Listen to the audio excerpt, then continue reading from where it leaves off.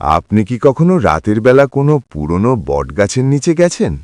শুনেছেন কি সেখানে নাকি থাকে এক ভয়ঙ্কর সুন্দরী যক্ষিণী? হিন্দু তন্ত্র ও লোককথায় বলা আছে অনেক বছর আগে এক তান্ত্রিক সাধক গভীর জঙ্গলের মাঝে এক প্রাচীন বটবৃক্ষের নিচে তপস্যা শুরু করলেন।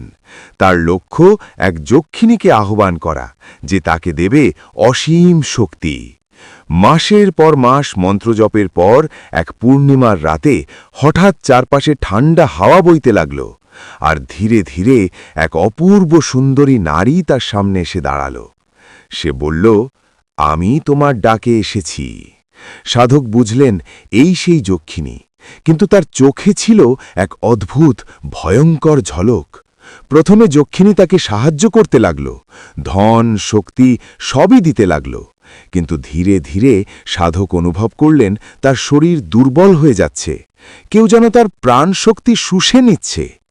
এক রাতে তিনি সত্যিটা দেখলেন, সেই সুন্দরী রূপ বদলে গেল এক ভয়ঙ্কর দানবে। যক্ষিণী তার আত্মা দখল করতে চায়।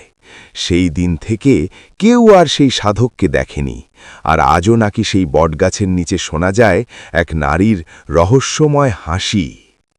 এমনই অজানা রহস্য জানতে আননোন ডোজকে সাবস্ক্রাইব করতে ভুলবেন না।